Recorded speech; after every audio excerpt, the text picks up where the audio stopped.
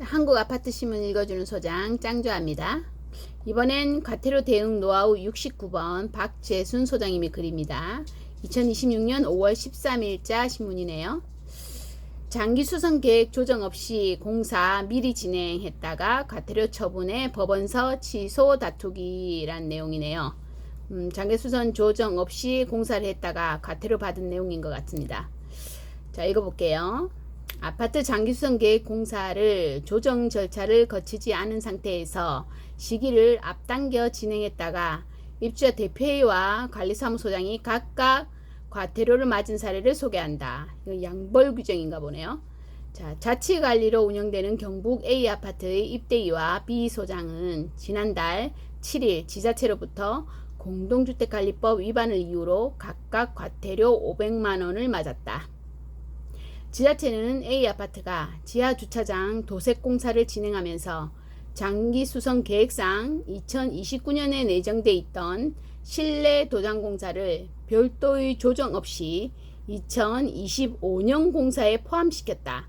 원래는 29년도에 예정돼 있는데 25년도 공사에 이제 포함시켰다며 입주자 동의 등 장기 수선 계획 수시 조정 절차를 거치지 않은 점을 문제 삼았다. 애초 지자체는 입다위와 B 소장에게 각각 1,000만 원의 과태료를 때렸지만 A 아파트 측이 공사 완료 약 4개월 후 장기 수선 계획 수시 조정을 추진해 입주자 동의를 3일 만에 67% 확보했다는 내용의 의견서를 제출하자 이를 감안해 각각 500만 원으로 깎아준 것이었다. 다행히 공사 완료하고 4개월 후에 그 장기수선 수시 조정을 동의를 받았네요. 67%. 자, 과태료가 확정되자 B 소장은 한국아파트신문에 연재 중인 과태료 대응 기사를 보고 나에게 도움을 요청했다. 여기서 나란 박재순 소장님을 말합니다.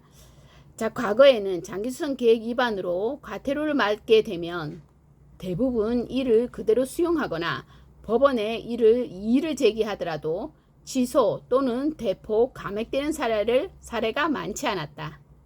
그러나 최근 2~3년 사이 과태료 사건에서 법원은 계획보다 다소 앞서거나 늦게 공사를 진행하거나 불가피한 사정이 인정될 때는 위반자 측의 사정을 폭넓게 고려하는 경향을 보인다.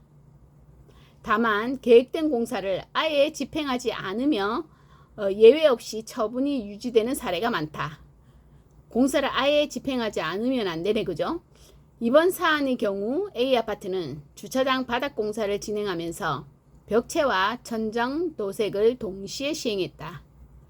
원칙적으로는 사전에 장기 수선 계획 수시 조정을 거쳤어야 하나 지하 주차장 공사 기간 중 주차장 사용이 제한되는 점을 고려해 동일 공정을 함께 집행하는 것이 효율적이라는 아파트 측의 판단이 있었던 것으로 보인다. 이미 진행된 절차를 되돌릴 수는 없지만 A 아파트는 과태료 처분의 취소를 구하기 위해 법원에 이의 신청을 하기로 했다.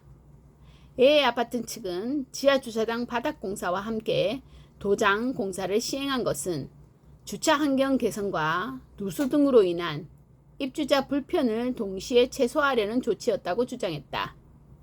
A 아파트는 또 지하 주차장 바닥 공사는 장기 수선 계획 수립 기준에서 제시한 20년 주기 내에 시행된 근거가 없을 정도로 유지 관리가 제대로 이루어지지 않았다고 덧붙였다.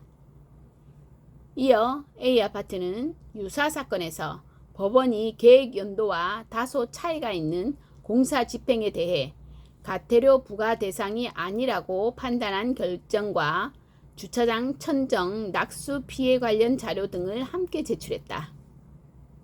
아울러 A 아파트는 장기수선 충당금을 용도 외로 사용하거나 임의로 소비한 사실이 없고 사후 수시 조정 과정에서 3일 만에 입주자 67%의 동의를 확보한 점 등을 고려하면 본 사안은 입법 취지에 반하는 위반 행위로 보기 어렵다며 과태료 취소를 요청했다.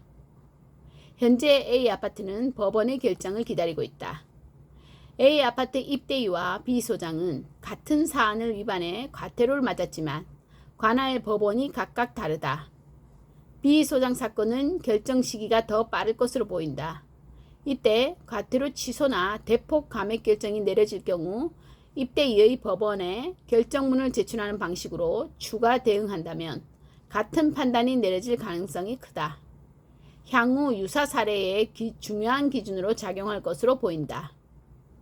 이 내용도 외부 원고 내용은 본지 편집 방향과 다를 수 있습니다. 라는 문구가 있습니다. 이상입니다.